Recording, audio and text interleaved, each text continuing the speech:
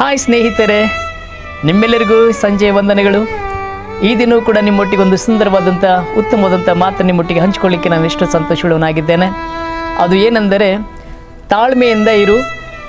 ಕೆಲವೊಮ್ಮೆ ಉತ್ತಮವಾದನ್ನು ಪಡೆದುಕೊಳ್ಳಲು ದೇವರು ನಿನ್ನನ್ನು ಕೆಟ್ಟ ಪರಿಸ್ಥಿತಿಯಿಂದ ಹಾದು ಹೋಗುವಂತೆ ಮಾಡುತ್ತಾನೆ.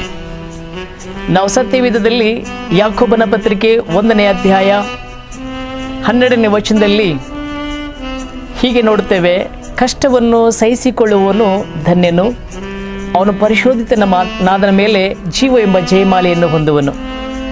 ನಾವು ಹಳೆಯ ಒಡಂಬಡಿಕೆಯಲ್ಲಿ ಯೋಬನ ಜೀವಿತವನ್ನು ನೋಡುವಾಗ ಆತನು ಕೂಡ ಕಠಿಣವಾದ ಆ ಕೆಟ್ಟ ಪರಿಸ್ಥಿತಿಯನ್ನು ಹಾದು ಹೋದನು. ಒಂದು ದಿವಸ 2ರಷ್ಟು ಶ್ರೇಷ್ಠವಾದ ಆಶೀರ್ವಾದವನ್ನು ಆತನು ಪಡೆದುಕೊಂಡನು. ಎಷ್ಟೊಂದು ಶ್ರೇಷ್ಠವಾದಂಥ ಮಾತಲ್ವಾ. ಧನ್ಯವಾದಗಳು. ದೇವರು ನಿಮ್ಮನ್ನು ಆಶೀರ್ವದಿಸಲಿ. ವಂದನೆಗಳು.